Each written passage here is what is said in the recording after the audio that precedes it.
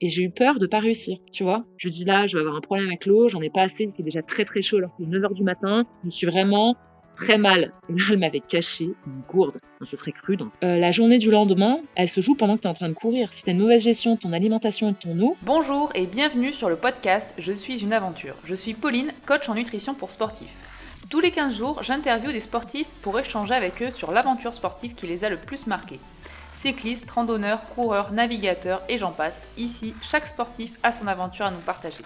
Pour ne louper aucune aventure, abonnez-vous au podcast sur votre plateforme d'écoute préférée. Vous pouvez aussi suivre l'actualité sur les réseaux sociaux, Instagram et Facebook où je suis très active. Vous me retrouvez sous le nom de pauline.soreda. Je vous laisse les liens dans les notes de l'épisode. Pour ce nouvel épisode, j'ai invité Laura, connue sous le nom de Food Track sur les réseaux et Foufou pour les intimes. Je l'ai rencontrée lors d'un trek qu'elle co-organise avec Chamina Voyage, une aventure qui me laisse encore aujourd'hui de fabuleux souvenirs et de très belles rencontres. Foufou a le sport dans la peau, marcher et courir fait partie de son style de vie, elle nous en parle d'ailleurs très bien dans cet épisode. Laura a décidé de nous parler de l'aventure qu'elle a réalisée sur le chemin de Stevenson, non pas en marchant comme beaucoup le feraient, mais en courant 7 jours d'affilée dans les Cévennes. Une petite semaine de vacances, comme elle dit si bien. Je vous invite à suivre Foufou sur son compte Insta, sur lequel elle est très active, mais aussi si vous avez l'opportunité de partir avec elle en trek qu'elle co-organise avec Chamina, bon gueuleton et rigolade assurée.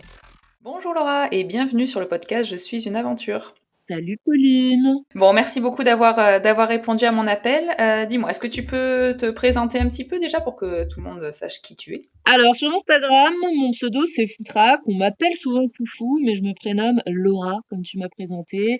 Je suis de Lyon, je bouge beaucoup dans les montagnes. Je suis une amoureuse de sport outdoor et notamment, le trail et la montagne. Je fais pas mal de courses à pied, j'essaie de faire un peu de yoga, mais je suis plutôt connue pour, tout ce qui est, course à pied, quoi. Et tu pratiques la course à pied depuis longtemps? J'ai commencé en fait le sport, il y a maintenant 10 ans pour perdre du poids à la base et puis, j'avais l'impression qu'il y avait peu de sens à ma pratique sportive, dans le fitness, enfin j'en avais vraiment fait le tour et tout et un ami m'avait dit: «Bah, si ça te dit, on pourrait faire les 10 kilomètres de Lyon ensemble». C'était en 2014. En 2015, je suis un autre groupe d'amis sur un trail, c'était à Val d'Isère, je me rappelle, c'était un truc vraiment, vraiment dur et j'ai un peu décroché du trail à ce moment-là parce que c'était vraiment trop dur pour commencer. Je m'y suis remis, plutôt en 2017 au trail et depuis par contre, je suis vraiment très fan et je pense que je préfère, courir en nature qu'en ville.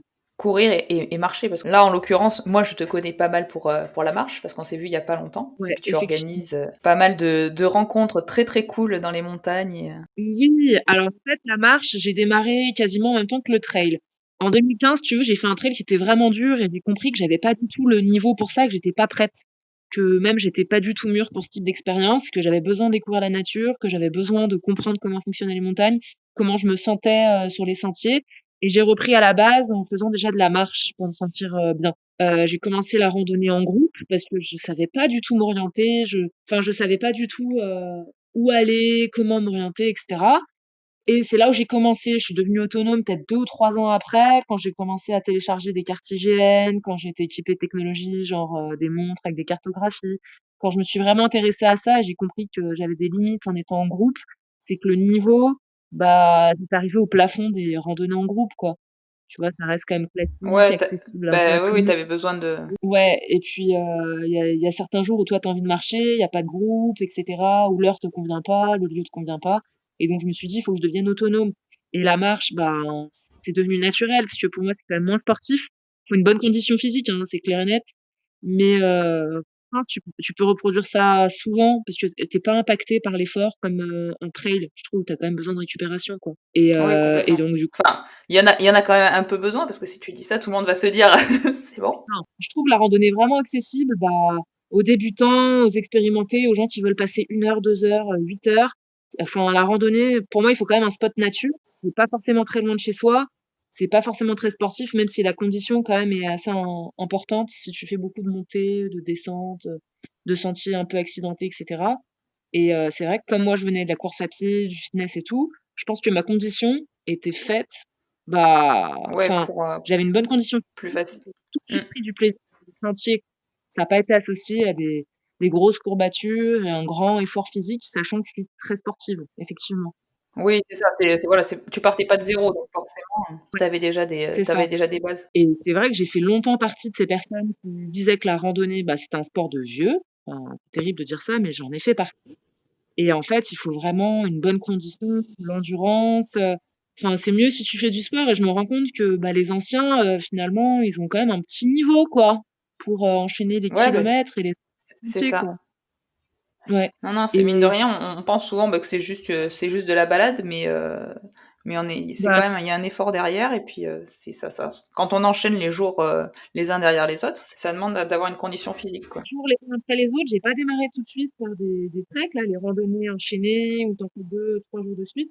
J'ai plutôt fait des randonnées isolées parce que c'était accessible, c'était pas loin de chez moi et puis, j'avais pas envie de consacrer tout de suite tous mes week-ends à une activité que je découvrais, quoi. J'y suis allée par paliers et c'est vrai parce que, bah, enchaîner les jours de randonnée, tout de suite pour démarrer, c'est pas idéal parce que tu peux vite, C'est un coup à se dégoûter déjà. bah, j'avais vu avec le trail où j'ai démarré par un trail beaucoup trop dur, j'avais fait 33 kilomètres, 2 500 m de dénivelé positif. C'était un trail à Val d'Isère entre 1 900 m d'altitude et 3 400 et j'ai gardé tellement un souvenir de difficulté, un souvenir de dépassement que j'ai mis du temps à vouloir recommencer puisque j'avais associé ce 1er souvenir à la difficulté. C'est ça, quelque chose que finalement qui était pas si positif que ça, alors que bon, il faut mieux y aller progressivement. C'est souvent ce que je dis, en y allant progressivement, en fait, on trouve toujours du plaisir et on évite d'être, dans le dégoût, tout simplement.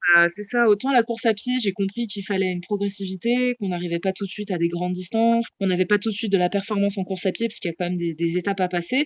Alors je me suis dit: «Pourquoi ce serait différent dans la randonnée?» Cette activité, bah, qui est souvent prise comme un non-sport, une activité pour les anciens, plutôt une activité de détente et de loisir. Je me suis dit: «À mon avis, c'est un peu traître, ou c'est une fausse idée de penser ça, donc je vais reprendre plutôt à la base et faire des choses, accessibles quoi, à mon niveau et Ah ouais, augmenter au fur et à complètement. mesure», Mais tu as bien fait. voilà. Mais complètement. L'activité de trek, par contre, c'est assez récent. Ça fait seulement 1 an que je m'y suis mis à partager les sentiers avec, bah, des lecteurs, des intéressés, des passionnés, ma petite communauté, d'internet, quoi. Non, mais c'est bien ça. Bah, c'est un échange, supplémentaire et c'est vrai que c'est vraiment agréable parce que ça sort complètement du contexte. On n'est plus du tout pour le coup dans le digital et en même temps, enfin, voilà, moi qui l'ai Voilà. fait, on te reconnaît complètement. La personne qu'on voit derrière notre écran et la personne que tu es au final quand on fait ces treks-là, c'est la même et c'est hyper agréable d'échanger Ah comme bah, ça. c'est Mais voilà, ça reste moins virtuel et c'est super cool. Dis-moi Laura, alors, peux-tu me dire quelle aventure sportive tu as envie de nous partager? alors moi, j'ai plutôt envie de vous partager une aventure sportive autour du chemin de Stevenson, le GR70 que j'ai parcouru en courant l'année dernière, 260 kilomètres, 7 000 m de dénivelé positif. On dit que c'est le chemin fondé par le père de la randonnée, Robert Louis Stevenson et moi, j'ai décidé de le faire en courant, l'année dernière. 10 jours, j'ai décomposé les étapes et Tu l'as décomposé en combien d'étapes? j'ai fait 8 étapes qui étaient entre, 22 kilomètres et 44 kilomètres. D'accord et alors tu faisais tout en courant? Alors moi j'appelle ça de la rando-course, tu marchais, tu courais, ça se passait comment? Alors, c'est un projet que j'avais eu en tête 6 mois auparavant. J'ai effectué le GR70, de du Puy-en-Velay à Saint-Jean-du-Gard en septembre 2019. 6 mois Mmh. auparavant, je réfléchis au découpage, je réfléchis à l'effort que ça va me demander, la condition qui va être nécessaire pour le réaliser en courant le plus possible. Même si dans les montées, effectivement, je marche, j'avais dans l'idée de courir au maximum.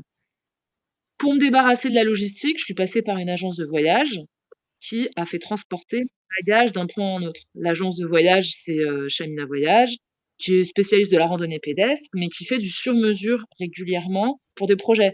Par exemple, ils vendaient aux clients en 16 jours. Le chemin de Stevenson, il en faut 16 normalement et là, j'ai demandé ce stage, pour, que je fasse ça plus vite et en fait, bah, j'ai pas eu besoin de m'occuper de l'organisation puisqu'ils m'ont envoyé les GPX, ils m'ont envoyé des extraits de carte IGN, ils m'ont envoyé plein d'instructions, ils ont tout réservé pour moi, j'ai eu juste une feuille de route. Fallait que je dépose Oui, mon donc toi bagage tous les matins. tu juste à courir, quoi. C'est ça et comme ça, je pouvais vraiment me concentrer sur ma mini préparation à tout ça.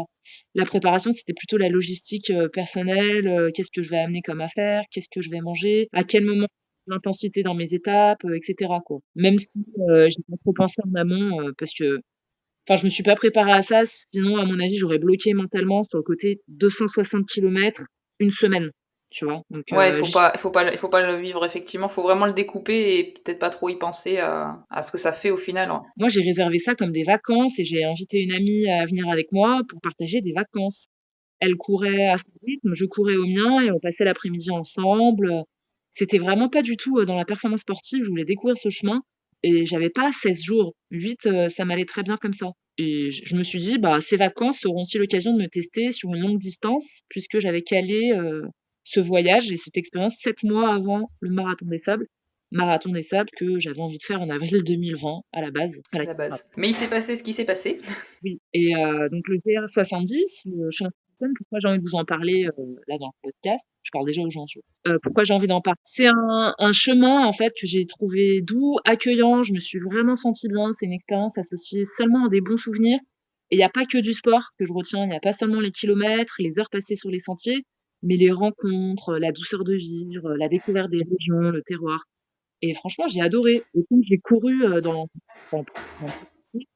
et finalement, mes aventures préférées restent pas très loin de chez moi, en France. Quand tu parles de partage et tout ça, c'est que tu croisais des personnes sur le sentier plutôt quand tu arrivais après sur tes étapes? Oui, alors, ce sentier est très réputé des randonneurs qui l'effectuent parfois en 2 parties et il y a très peu d'hébergements et on est tous réunis chaque soir dans les mêmes endroits. Je croisais des personnes sur les chemins, je partageais mes soirées en demi-pension dans les gîtes, auberges, hôtels avec les autres randonneurs et si moi je faisais des étapes de 30 kilomètres en courant, arrivant à midi ou 13h, bah, les randonneurs arrivaient vers 17h-18h en ayant parcouru parfois les mêmes étapes et je les croisais, je recevais des encouragements. Parfois je m'arrêtais dans des petites auberges, remplir mon eau, manger un petit truc et là, je passais du temps avec d'autres randonneurs et là, c'était vraiment des rencontres, de ce type avec les gens sur le chemin, quoi. J'ai parlé avec, des baliseurs, des personnes qui entretenaient, les sentiers, des randonneurs, les gens qui accueillaient dans les gîtes, les «villageois» entre guillemets, voilà, tout type, de rencontres, quoi. Ça t'a aidé et ça t'a rassuré que vous soyez toutes les 2. Alors je sais que vous n'avez pas fait la course vraiment ensemble parce que vous avez pas effectivement, comme tu disais, pas le même niveau, mais est-ce que pour toi ça a été un appui? Tu l'aurais fait vraiment toute seule? Ça t'a pour toi être 2 c'était important? Non, j'aurais vraiment pu le faire toute seule. Ça m'est arrivé de faire des aventures de ce type-là toute seule. J'ai, par exemple, traversé Madère, sur le même type de fonctionnement, en me faisant transporter mes affaires, en faisant confiance à une agence de voyage pour me découper, les étapes et je l'ai fait vraiment toute seule. J'ai fait des tours de montagne dans l'été, toute seule. Mais là, c'était comme je te dis, des vacances entre copines. Je suis pas très, plage hôtel, je suis pas très farniente, quoique, hein. Mais là, comme j'aime bien faire des vacances avec cette amie-là, qui s'appelle, Lily, ben, je lui dis: «Partons en vacances ensemble». C'était si tu veux, c'était un peu secondaire, l'aspect course à pied et j'avais vraiment confiance en le faisant toute seule aussi. Là, je me suis dit que ça lui plairait également, ça lui a plu également, il me semble, donc pourquoi pas? Mais sinon, c'est pas du tout un frein d'être toute seule, dans certaines aventures. Là où c'est un frein, c'est les pays où, la condition de la femme est mise en danger, où c'est pas très safe. C'est ce que j'allais dire. Ouais, ouais, je voulais faire Cap-Vert avec elle et là, on nous a dit: «Non, non, il y a des recommandations du gouvernement, pas de femmes seules, c'est pas du tout recommandé», donc on s'est dit: «Ah OK». Je me renseigne quand même bien. Ouais, faut le savoir. Après, je sais que souvent on me demande parce que moi je cours aussi très souvent toute seule et très souvent même le matin, très tôt et beaucoup de personnes comprennent pas que, une femme seule puisse se balader. C'est un peu c'est terrible d'ailleurs. Mais, ouais, je pense qu'il faut réussir à casser ce truc-là et se dire, que c'est pas grave quoi, on peut quand même s'amuser même étant seul, c'est pas dangereux. Faut arrêter de penser qu'il y a le danger à chaque bout de chemin et comme tu le dis, voilà, tu l'as fait parce que mine de rien, tu Après, j'ai pas l'impression d'avoir pris un grand risque, de m'être mise en danger, même si parfois je ressens la peur d'être seule sur des sentiers, la peur d'être seule en forêt, mais finalement la peur, on la dépasse. Tu cours pas pendant 4 heures ou 5 heures ou même quand tu marches, hein, en randonnée seule dans des bois, la peur au bout d'un moment elle passe et le danger, tu le mesures et tu le rationalises. Tu te dis que tu as les mêmes dangers quand tu es en ville seule tard le soir, quand tu es dans les transports. Tu peux le ressentir à plein d'autres endroits. Alors pourquoi se focaliser sur la randonnée? Pourquoi se focaliser sur le trail? Pourquoi se focaliser sur, l'aspect pleine nature? Pourquoi on aurait quelque chose à ces endroits-là en particulier? Et la peur, ben, des fois, tu as peur à certains moments, mais ça passe et tu réalises, des super belles journées, des super belles étapes, malgré les passages où tu as peur. Moi, j'ai fréquemment très peur aussi, mais c'est pas limitant, en fait, la peur, hein, c'est pas très grave. Je fais pas que des choses qui ne me font pas peur. oui, il faut vraiment passer au-dessus parce que bon, de toute façon après c'est rien à te voir, et à te suivre sur Insta, tu vis des trucs super et effectivement si tu te bloquais par rapport à la peur et toutes ces choses-là, ça serait vraiment bête parce qu'on vit des choses super et en passant au-dessus, on se rend compte, qu'on a des fois peut-être un petit peu trop, grossi, certaines choses et que c'est souvent la peur en fait des autres. Moi je sais que c'est souvent les autres en fait qui ont plus peur pour moi que moi j'ai peur, au moment où j'y suis. Ah ça, c'est vrai que les proches, l'entourage, ils te font toujours part de leur appréhension, mais leur appréhension et leur peur, je trouve qu'elle est vraiment liée à la méconnaissance. Les gens qui me mettent en garde, ce sont des personnes qui ne randonnent pas, qui ne trailent pas, qui ne font pas de sport d'endurance et qui savent pas, en fait, vraiment comment ça se passe. Je leur dis: «Mais on croise personne» ou je croise des personnes qui font comme moi ou parfois je suis vraiment loin d'une route goudronnée, à quel moment quelqu'un viendrait exprès pour m'attendre? Ou je passe en courant, donc il peut aussi me rattraper. Je suis dans des zones où il y a du réseau. Enfin, on n'est pas en pleine jungle, avec tu sais, des tribus, d'un autre temps, là, hein. C'est ça, tout à fait. Chasse des humains, donc faut rester quand même, dans la vraie vie, quoi et bah, la peur des autres, je me dis: «C'est de l'amour, en fait, c'est de la protection», donc je l'entends, même si elle m'affecte absolument pas du tout, dans tout ce que Oui, voilà, j'entreprends, hein. faut passer au-dessus complètement. Au niveau de la récupération, comment tu faisais justement pour enchaîner ces étapes, les unes après les autres? L'après-midi, donc j'imagine que tu arrivais du coup assez tôt à tes points de refuge. Tu faisais quoi du coup l'après-midi? C'était vraiment tranquille, plutôt balade, sommeil? Il y a plein de choses qui sont différentes. Donc déjà, dans la récupération, j'avais un rythme qui était, très, très routinier. Je me couchais pas du tout après 23:00, je ne m'endormais pas après 23:00, je veux dire. Je me levais à 7:00 du matin, donc c'est peu, hein, mais c'était vraiment, bah, toujours les mêmes heures et dormir un maximum avant minuit. Heu, je faisais bien attention quand même à mon alimentation, à pas faire d'excès, en fait, dans les auberges, puisqu'on était partis en demi-pension, donc tu as les petits déjeuners et les dîners qui sont inclus notamment, où on te propose un menu parfois qui est imposé. Donc tu peux pas aller dire: «Ah oui, mais moi demain je cours», mais je faisais attention à pas faire d'excès, notamment sur les spécialités, régionales, autour du fromage fondu, à pas me resservir, à pas forcément plat. Si j'avais le choix avec un autre plat, je prenais un autre plat. Ça, c'était une part importante et quand l'étape était finie, mentalement, il était très, très important de couper et de sortir de mon étape. Je ne me faisais pas, un replay dans ma tête: «Alors c'était comme ça aujourd'hui, alors demain ce sera ça». Tout de suite, je coupais, je me changeais, je mettais une tenue de ville pour oublier que j'étais dans un but un peu, enfin, c'était mes vacances sportives. Donc tout de suite, quand tu es en jean, quand tu as des petites tongs, quand tu vas boire un verre, manger une glace, tu visites un village, tu oublies que le matin, tu as pu courir 35 kilomètres, quoi. Ouais, je pense que c'est une grosse part de la récup, le côté psychologique justement, voilà, Ouais. de sortir de sa Ouais, course. l'approche était importante, je me félicitais pas de faire un exploit, j'essayais de ne pas réaliser ce qui m'arrivait, parce que réaliser tous les kilomètres qui s'enchaînaient, ça aurait pu être un côté aussi un frein et un poids et une barrière et je me serais peut-être mis un stop en me disant: «Waouh, tu as passé les 100 kilomètres. Waouh, là, tu as plus de 150 kilomètres. Waouh, tu es à 200». Donc je prenais les kilomètres comme ils venaient, les étapes comme elles arrivaient. Je m'autorisais à avoir peur, je m'autorisais à croire que j'allais pas tenir. Chaque soir, par exemple, je me demandais: «Tu vas faire comment demain pour recommencer?» Et puis j'y croyais, je faisais, hein. Et donc je te dis, l'approche était très importante en dédramatisant ce qu'on était en train de faire avec mon ami. C'était important, bah, de passer du temps avec des randonneurs qui avaient vécu d'autres journées, de s'intéresser au village qu'on traversait.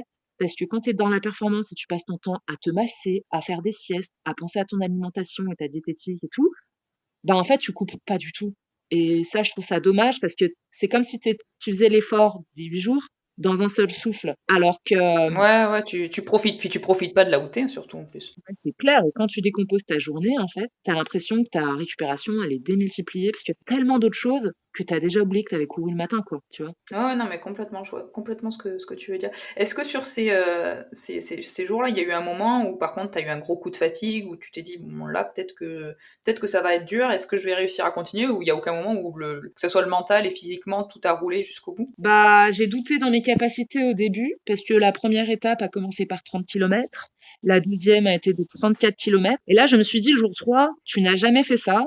En plus, je n'étais pas en rando-course finalement, j'étais vraiment en pure course à pied, les 2 premières étapes et je me suis dit: «Tu n'as jamais réalisé une performance de courir, plus de 30 kilomètres 3 jours consécutifs» et le troisième jour, par précaution, par peur et manque de confiance, j'ai choisi de faire l'étape en marchant, totalement. J'avais rencontré des randonneurs avec qui j'ai partagé l'étape, on allait au restaurant, j'ai déclenché mon compteur Strava, même si c'était que de la randonnée et j'ai fait l'étape en marchant pour me préserver car le lendemain, j'avais plus de 40 kilomètres à parcourir et j'ai eu peur de pas réussir, tu vois? Ouais, tu t'es mis une barrière mentale en fait, c'est fou, hein? Je me suis mis une barrière mentale. Peut-être que ça a fonctionné, je me suis protégée. Si ça se trouve, si Mmh. le troisième jour j'avais couru, peut-être que le quatrième j'aurais vraiment eu de la casse parce que c'était vraiment un grand effort, trop important peut-être pour moi. Je ne sais pas, je me suis protégée. Finalement, le jour 4, Je me suis perdue, donc je n'ai pas fait les 44 kilomètres prévus, mais j'en ai fait que 35, enfin que 37, tu vois? Donc je m'étais préservée, enfin je vais pas non plus dire pour rien, parce que 37 kilomètres, ça reste toujours, des grandes étapes. Ça reste quand même une distance, effectivement. Mais j'ai fini les 37 kilomètres, avec la frustration de pas avoir fait, 7 de plus, hein.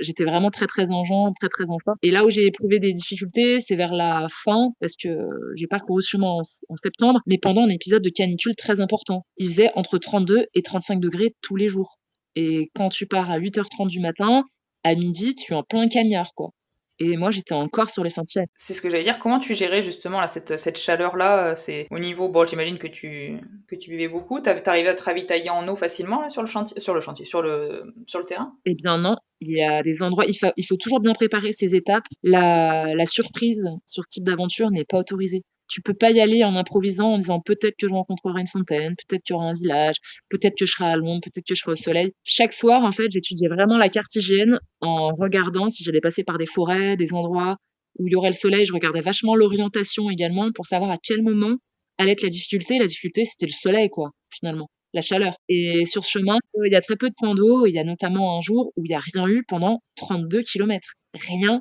du tout et l'amie avec qui j'étais, donc Lily, qui partait plus tard que moi, me rattrapait et se finissait plus tôt que moi parce qu'elle, elle est vraiment, c'est une fusée, quoi, la fille. Elle était pas dans la même intensité que moi. Moi, quand même, je me donnais vraiment, donc j'avais besoin de manger et de boire. Alors qu'elle, c'était le footing, en permanence et il y a eu un jour où j'ai fait 43 kilomètres et je souffre totalement de l'eau, donc je me rationne quand c'est comme ça. C'est hyper important. Tu peux pas boire comme si tu avais soif, en fait, en trail. Tant que tu sais pas où la prochaine fois, si tu pas le point d'eau en visu, et ben, tu es obligé de te rationner à mort et on était en contact, téléphonique et je l'ai averti par message. Je lui dis: «Là, je vais avoir un problème avec l'eau, j'en ai pas assez, il fait déjà très, très chaud alors qu'il est 9h du matin, je suis vraiment très mal» et là, elle m'avait caché une gourde, on se serait cru dans Oui, je me Koh-Lanta. souviens, je l'avais vu sur une story. Elle a été adorable, ouais, pour le coup. Il y a des photos de la gourde, on était restés en contact, elle m'a envoyé kilomètres de la gourde. Enfin, c'était la course d'orientation pour retrouver la gourde, ce qui m'a bien aidée, mais j'ai senti que ça me suffisait pas, donc quand c'est comme ça, j'ai pas peur, j'ai pas honte. J'essaie de rejoindre une route goudronnée, faire une sorte de stop et demander à des personnes qui seraient en voiture si elles peuvent me dépanner en eau quand vraiment je ne rencontre pas de village. Où je suis capable de faire des détours pour aller taper à des portes et récupérer de l'eau, hein. C'est ce que j'ai fait. Notamment ce jour-là, ça n'a pas suffi, quoi. Moi, j'étais partie avec 2,5 litres d'eau et j'en ai eu besoin beaucoup plus. Il faisait, 34 degrés et ce jour-là, j'ai fait 44 kilomètres donc Ouais, non, puis il faut pas, enfin, c'est vraiment pas quelque chose à négliger. Je sais que certaines personnes se disent: «Bon, bah, ça va passer», sauf que quand on arrive à un stade où on a de la déshydratation ou même qu'on a un manque de nutrition, c'est terrible parce qu'on a des phases où là, par contre, ça peut vraiment aller très, très mal et même tourner très, très mal. Donc il faut mieux faire un petit détour et trouver, de quoi s'alimenter ou boire plutôt que rester, en se disant: «Bah, ça va aller». ah, il faut régler son rythme. Par exemple, tant que j'avais pas la gourde de mon amie Lily, tant que j'avais pas de solution avec une fontaine que j'avais trouvée, j'ai réglé mon allure. C'est-à-dire que j'ai marché pour baisser l'intensité et avoir moins besoin d'eau. Quand je cours, j'ai besoin de boire beaucoup plus que quand je marche, en fait et je ne m'arrêtais jamais au soleil. Si je courais, c'était uniquement à l'ombre. Dès que j'étais au soleil, en fait, enfin, je me préservais vraiment, quoi. Parce que sinon la soif, elle vient trop vite, les besoins, ils sont hyper augmentés, donc j'étais obligée d'adapter mon rythme et surtout, pour l'eau, si sur des journées uniques, je suis pas très attentive et je me dis: «Je boirai plus ce soir» et cetera, quand tu fais 8 étapes consécutives, la récupération, comment dire? Elle démarre quand tu es en activité. La journée du lendemain, elle se joue pendant que tu es en train de courir. Si tu as une mauvaise gestion de ton alimentation et de ton eau, ça se paye le soir et ça se paye le lendemain. Donc tu peux pas avoir des vides en eau, pour moi, hein, sur des aventures où tu fais plusieurs jours de consécutifs, quoi. C'est hyper important pour les tendons, la récup, tout ce que tu veux, je pense, de vraiment bien boire et c'est notes et la gestion est différente à la journée et en 8 jours. Tu fais rien pareil, hein. Ah oui, non, non, c'est beh, ça se enfin, il faut pas partir, c'est une aventure, mais il faut pas partir vraiment à l'aventure. Ça se prépare mine de rien et même si quand on regarde comme ça parce que c'est vrai les gens de l'extérieur se disent: «Bon, bah, c'est cool, on enchaîne les trucs et puis voilà». Mais il y a quand même une préparation derrière et il faut pas partir à l'aveuglette en se disant: «Ben, on va voir ce qui va se passer». Parce que déjà d'une se dégoûter et ça peut très mal se passer. Moi, je suis pas trop dans la préparation, mais je suis dans l'habitude. Je prévois rien de spécial, je pense pas spécialement, j'ai pas besoin de me documenter, mais c'est l'expérience, l'habitude et la répétition qui font que je sais comment on se prépare à ce type, bah, je dis aventure, mais comme tu viens de le dire, ça n'en est pas une, en fait. C'est quand même de la rigueur, c'est de l'organisation et je sais, en fait, comment ça fonctionne avec le temps. Je m'étais déjà testée, pas sur 260 kilomètres du jour au lendemain. Moi, je m'étais testée sur 150, je m'étais testée sur 170, je m'étais testée sur des tours de montagne, je m'étais déjà testée sur de la canicule. Donc, je voyais à peu près les problématiques que j'allais rencontrer, quoi, aussi. Oui, complètement. Oui, non, mais voilà, ce qu'il faut se dire, c'est que t'es pas coureuse ni marcheuse depuis hier, quoi. C'est ça, t'as quand même, mine de rien, derrière du passé. Et arrivé au bout de ce chemin, qu'est-ce que tu as ressenti? La fierté, le bonheur d'arriver, d'avoir parcouru tous ces kilomètres, ou juste, bon, ben voilà, c'est fait, puis on part sur un autre truc? Je me rappelle le dernier jour, c'était une étape de 23 kilomètres. La veille, j'en avais fait 44 et déjà, j'essayais de réaliser ce que je faisais jour après jour. Enchaîner plus d'un semi-marathon, après plus d'un marathon. Je sentais en fait, la normalité de la chose, le côté exceptionnel qu'on peut pas reproduire, souvent dans l'année.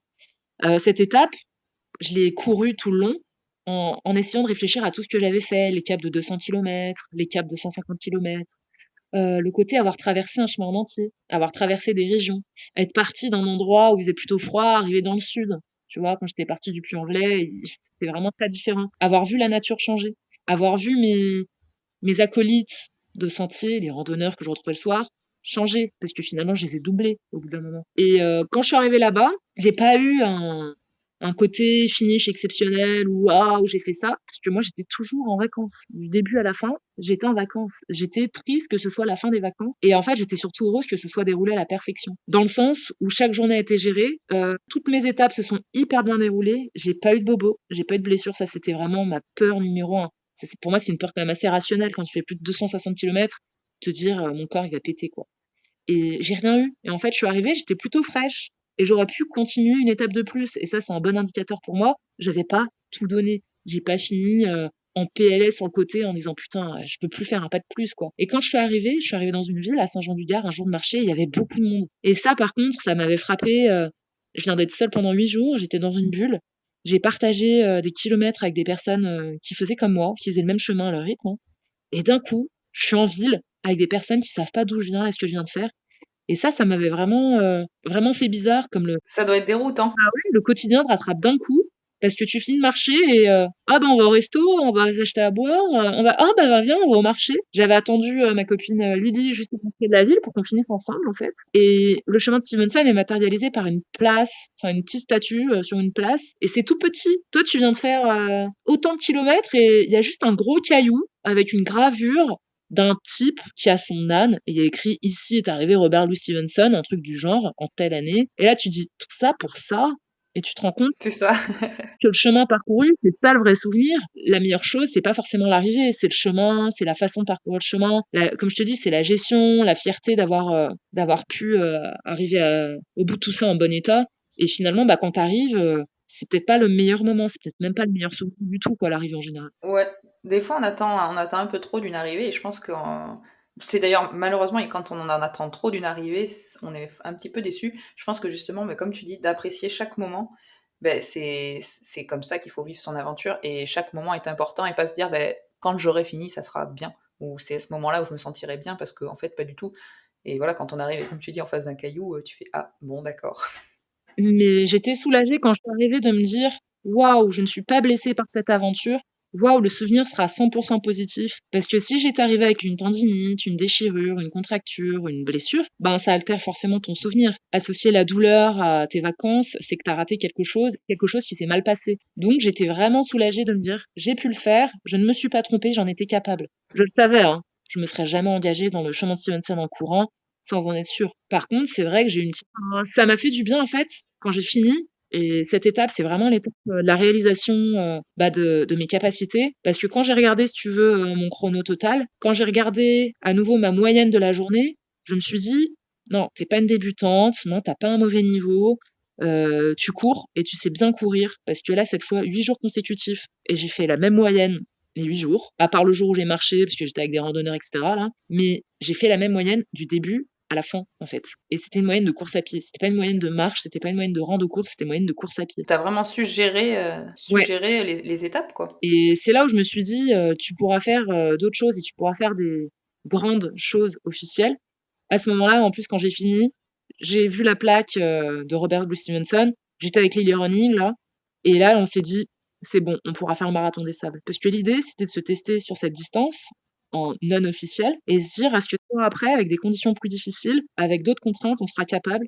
En tout cas, la distance ne sera pas un frein. L'effort ne sera pas un frein, tu vois? Et c'est là où je me Ouais, ça a vraiment te permis de te tester, quoi. ouais, c'était un test. C'était un test vraiment sans pression à aucun moment. Et après ça, est-ce que tu as récupéré? Est-ce que tu t'es relancé de suite dans un truc? Comment ça s'est passé le après? Ce qui est important quand tu te lances dans une grosse aventure ou un gros chantier, c'est de rien avoir derrière d'obligatoire. De pouvoir se dire, «Faut que je garde de la forme pour tel événement, faut que je sois en forme pour faire ça». Non, non. Là, je me dis: «Tout peut arriver, ça se trouve, ça va casser et cetera» et je veux pas me mettre la pression pour laisser le corps récupérer en autant de temps qu'il a besoin. J'avais pas estimé 2 semaines, 3 semaines sans courir, j'avais pas estimé plusieurs jours, rien du tout. J'avais rien calé, rien organisé, j'avais pas de dossard derrière, pas d'objectif pour me laisser le temps et m'enlever la pression. Parce que la pression quand tu fais ça, c'est de te dire: «Imagine, tu peux pas, faire ce que tu avais promis, imagine tu peux pas honorer, l'inscription que tu as payée» et cetera. Donc c'était pas le cas et quand je suis rentrée, exceptionnel enfin vraiment, j'étais assez, choquée de voir qu'il s'était rien passé physiquement, quoi. J'ai attendu un contre-coup qui n'est pas arrivé, donc 1 semaine après, j'ai recommencé à courir et 2 semaines après, bah, j'avais fait un semi-marathon dans Lyon, tu qu'à voir. Ouais, t'as eu aucun coup de mou après ou quoi que ce soit? Alors après, enfin, moi je sais que quand je fais des choses comme ça, je sais pas si ça arrive à beaucoup de personnes ou pas. Moi j'ai un coup de mou, je pense que c'est très psychologique, mais le truc c'est: «Ah ouais, je l'ai fait, je l'ai fini». Et c'est pour ça que moi, par contre, tu vois, c'est pour ça que je te posais la question. Moi, je me mets vraiment d'autres objectifs derrière, parce que sinon, j'ai tendance à me dire, bon, ben voilà, c'est fini, mais maintenant, je fais quoi? J'ai fait un truc super, et maintenant, je fais quoi? Et j'ai un coup de mou, mais c'est plus un coup de mou psychologique que physique, pour le coup. Et toi, t'as pas ressenti ce moment-là. T'as vraiment, voilà, t'as récupéré sur une semaine, et après, c'était reparti, et t'étais en forme. Là-dessus, je suis assez sereine parce que je sais que la passion de la course à pied et des efforts longs, elle est vraiment bien installée. C'est plus du sport, c'est une habitude de vie. Et les objectifs, bah, ils viennent tout seuls à moi. Les envies, elles viennent toutes seules à moi, comme l'envie de faire un trekking, l'envie de faire un marathon des sables, l'envie de faire des tours de montagne. Donc en fait, je me force pas et je cherche pas d'idées parce qu'elles finissent par venir. Et j'accepte très bien, par exemple, de me dire pendant un mois, je vais pas forcément courir, pendant 2, 3 semaines, il va rien se passer de spécial. Parce que je sais que ça revient toujours. J'ai pas un moment où l'envie de faire des efforts longs, elle passe, tu vois. Même cette année 2020 où il y a le confinement, où tout a été annulé, toutes les courses que je voulais faire ont été suspendues, bah, ça veut pas dire que mon envie de faire du sport et va passer. Après le chemin de Stevenson, j'ai pas comme toi le côté vite trouver un autre objectif parce que j'ai pas besoin de me je suis convaincue que c'est ancré en moi de faire ça, Non, mais c'est super ça. tu vois? Non, non, mais c'est bien de pas. Enfin, moi, je sais que c'est un moment que je regrette toujours, le après, parce que pour moi, c'est. Ouais, Enfin, je me sens complètement vidée, et je sais pas pourquoi ça me fait ça. Je pense que c'est aussi peut-être une fatigue et mon corps qui me dit: «Bon, ben là, faut que tu te reposes, donc on va te mettre au fond». Mais Se sentir vidé, c'est accueillir aussi les souvenirs de ton expérience. Toi, récemment, tu avais fait notamment, bah, le ski en courant. Tu es venu sur un trek de 4 jours, 3 nuits. On parcourait un peu d'itinérance dans les volcans d'Auvergne et tout. Tu as fait les 4 jours en courant. Si tu sens derrière une décompensation, une décharge, je trouve que c'est aussi hyper intéressant parce que ça veut dire que tu accueilles toutes les émotions liées à ça. Tu accueilles tout l'effort et c'est hyper important comme étape et surtout les premières fois où tu fais ce type d'effort, ce type de, entre guillemets, «performance», hein. C'est pas des efforts qui doivent être, vécus de façon banale, je trouve. non, Ça reste complètement. quand Oui, même non, ça reste quelque chose à faire, et il faut le revivre aussi derrière. Je trouve ça hyper intéressant, même si ça fait ouais. bizarre, parce que enfin, moi, personnellement, des fois, maintenant, j'en ai l'habitude, mais je me dis: «Mais pourquoi je suis comme ça? Pourquoi d'un coup j'ai ce moment de bad complet où je repense à tout derrière?» Il y a un gros côté nostalgie, mais c'est aussi, repenser à tout. Et moi, tu vois, bah, ça fait quoi? Ça fait 15 jours qu'on est rentrés, mine de rien, du Sancy, et j'y repense encore, et c'est plein de Oui, bons souvenirs. bah, ça, c'est super bien, surtout les premières fois. Pour moi, il est vraiment important que, tu te poses des questions, tu fasses un bilan. Est-ce que ça te manque? Est-ce que tu regrettes? Comment tu vis les choses après? Faire la place pour des souvenirs qui sont exceptionnels, des expériences qui sont pas accessibles à tout le monde, en fait et des opportunités que tu as créées. Tu as créé des opportunités de pouvoir courir 4 jours consécutifs grâce à ton entraînement, grâce à ta condition, grâce à ta gestion, grâce à ta motivation et ça, c'est hyper important et c'est vrai que quand moi j'ai fait le chemin de Stevenson, c'est là où je me dis: «J'ai passé un cap». C'est que je réalise pas du tout ce que je fais et pour moi, il y a rien d'exceptionnel à faire ça, en fait et c'est là où je me dis: «Waouh, tu es en train de rendre un effort, pas banal». Bah, ouais, ouais, je comprends. Non, non, mais un effort, beh, que pour beaucoup de monde, ça serait pas banal, et pour toi, maintenant, ça l'est presque, quoi. Ouais, presque, mais en tout cas, je vois le chemin parcouru, les premières fois où tu cours, les premières fois où tu cours 2 jours de suite Et là, d'un coup, tu cours 8 jours consécutifs, 260 kilomètres, tu mets 39 heures avec toutes les pauses incluses, Mhm. hein, les randonnées, les machins, et tu dis: «À quel moment je suis capable de faire ça, quoi?» J'avais pas vu le coup venir, en fait.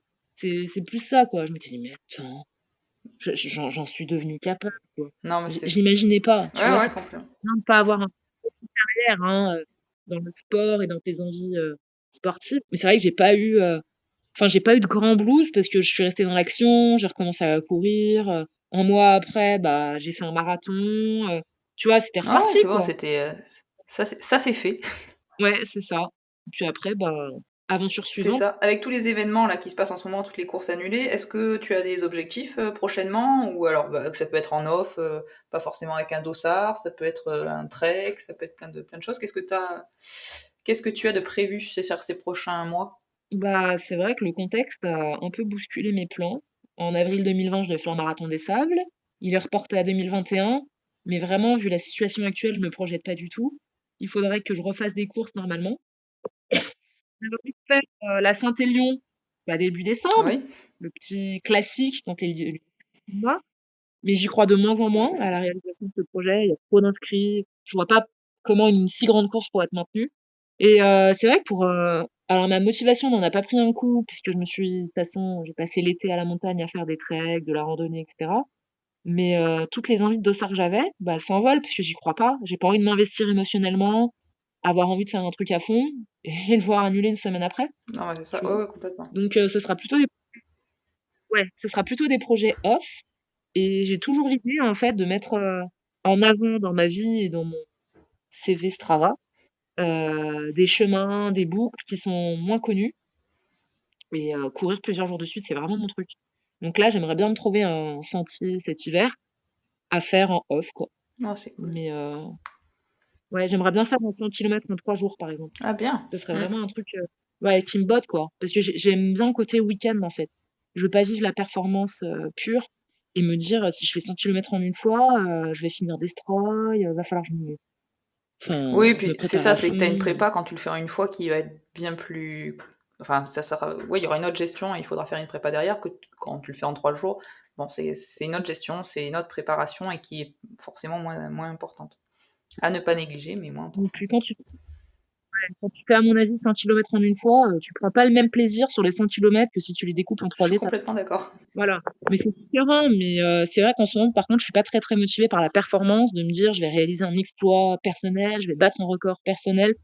Type un semi-marathon ou un marathon sur route, je me vois pas le faire de mon côté pour battre un record personnel alors qu'il y a pas de course, Ah quoi, ouais, non, mais c'est tu ça. vois? Bon, il me faut des participants. Je fais très, très peu de courses sur route, hein, mais j'en fais des grandes. Tu vois? Par exemple, le Running Lyon, c'est la course de ma ville. Les marathons à l'étranger, c'était bien mon truc, ça aussi c'est annulé. Ben, du coup, ça c'est des envies qui ont disparu, quoi. Battre des chronos, battre des temps, voilà. Ouais, ça, bon, ça reviendra, faut laisser le temps au temps. Quand ça reviendra, je pense que tu auras. Ouais. Mais là, cet hiver, les objectifs, c'est me faire une bonne condition physique, ça un entraînement, régulier toutes les semaines, assez maintenu, comme ça au printemps, bah, je suis capable de courir, 40 kilomètres, sans préparation spécifique, quoi. Oui, voilà, j'ai deux petites dernières questions. Est-ce que tu as en tête un ou une sportive qui t'inspire justement tous ces exploits? Est-ce que tu as des gens qui te font briller les yeux quand tu vois leur exploit sportif? Ah bah, il y a une personne qui me fait alors je sais pas ce qu'elle déclenche, elle me fait un peu halluciner. À la fois ça m'inspire, à la fois ça me fait peur. C'est Perrine Fage. Est-ce que tu Ah vois qui est oui, Perrine oui, Fage? oui. Alors Perrine Fage, triathlète, athlète trail, elle fait du vélo et elle est adepte, des expériences, jamais vues, je crois, hein. Mm. Elle fait beaucoup d'exploits. Elle a fait donc des triathlons Ironman, hein, le grand classique du triathlète longue distance, mais elle a fait l'enduroman, tu sais, Ouais, le fameux exploit comme Marine Leleu c'est où elle est ça. partie de Londres, elle a parcouru, 144 kilomètres de course à pied, traversé la Manche et cetera. Et puis, elle a fait des courses aussi comme, l'UTMB à Oman. Elle a fait, l'UTMB en off. Là, en septembre, elle a fait la Swiss Peak, donc c'est pendant 6 jours. Elle a fait 325 kilomètres dans les montagnes avec, 25 000 D+, quoi. Et en fait, c'est une fille que je comprends pas son entraînement, je comprends pas comment elle fait, je comprends pas, d'où lui vient en fait, bah, Ouais, toute cette cette, capacité. Ouais. motivation. Ouais, parce qu'elle fait pas ça à plein temps, elle a un travail et elle a des enchaînements, mais qui sont incroyables, en fait. Et ça, les gens qui enchaînent des expériences de longue distance, j'en reviens jamais, quoi. Par exemple, elle fait la Swiss Peak, Mmh. donc les 325 kilomètres, une semaine après. Elle fait 5 kilomètres dans la Méditerranée, le défi Monte Cristo. Et une semaine avant, 2 semaines avant, elle avait fait l'UTMB en off, quoi. Non mais Non, jamais mais vu c'est ça. ça, c'est impressionnant. Enfin, je suis toujours moi aussi fascinée par ces personnes-là parce que je me dis, waouh, tout est possible en fait. Cette fille en entraînement, elle passe des étapes, enfin des entraînements qui représentent, l'objectif d'une vie de sportif de plein de gens, Ouais, tu non, vois? mais complètement. C'est Elle- Et donc cette fille me fascine parce qu'elle est hyper intrigante, en fait, et je ne comprends pas. En plus, elle explique assez peu sa façon de faire, je la trouve hyper mystérieuse dans sa pratique. Et Perrine Fache, bah, je la connais par les réseaux sociaux, je suis ce qu'elle fait sur Instagram et elle donne peu de nouvelles. Donc d'un coup, elle apparaît sur une ligne de départ, d'un trail, une semaine après, elle est sur son vélo, dans un pays glacé, à faire du vélo sur un lac, gelé. Non mais enfin, voilà. Ça, c'est une personne qui m'inspire énormément, par exemple. À suivre. Vraiment, elle est à suivre et c'est vrai elle est assez impressionnante. Alors peut-être que ça va être la même personne, je te pose quand même la question. Est-ce que tu as un ou une sportive dont tu aimerais justement écouter une aventure qui passerait sur le podcast? Ah bah, ouais. Elle, par exemple, typiquement, j'aimerais bien l'entendre, savoir comment elle gère, quoi. En savoir plus, Bon, je vais notamment. m'atteler alors à décrocher un interview avec elle. Et c'est vrai que c'est une personne assez extraordinaire et ces gens comme ça, enfin, pour moi, tu en fais partie. Voilà, quand on te suit, on se dit, mais c'est impressionnant. Je peux pas dire que tu rends banal parce que ça ne reste pas banal, mais c'est magnifique à voir de se dire, bah, l'effort, il est fait, il n'y a pas de prise de tête. Parce que je pense qu'il y a ça aussi, c'est que tu te prends pas la tête, tu Ouais. te mets pas de barrière et Ah t'es pas là toujours à calculer ton sommeil, ta machin. Non, tu le vis. Et c'est devenu, comme tu dis, c'est devenu un style de vie et je pense que c'est ça aussi qui aide énormément à faire beaucoup de choses. mmh Bah, je te remercie, hein. Je te remercie. Bon, mais écoute, je te remercie, moi à mon tour pour cette interview, cet échange. C'était vraiment très très agréable et je suis contente d'avoir Merci écouté ton aventure. beaucoup. Au plaisir de partager, une aventure avec toi, sur des sentiers, pas sur un vélo par contre, hein, c'est pas mon truc. Non, promis, promis. Mais j'aime tellement courir, j'aime tellement randonner que t'inquiète pas. Le vélo, puis là, tu vois, si tu veux, il commence à faire froid, donc il va gentiment rester au garage. Bon, merci beaucoup et à très vite, Laura. À très bientôt. Bye bye. Je vous remercie d'avoir écouté l'épisode Je suis une aventure. Si l'épisode vous a plu, n'hésitez pas à me laisser une note et un commentaire sur Apple Podcast et partager l'épisode sur les réseaux. Je vous invite aussi à suivre Foufou sur Instagram, je vous mets les liens dans les notes de l'épisode. À bientôt!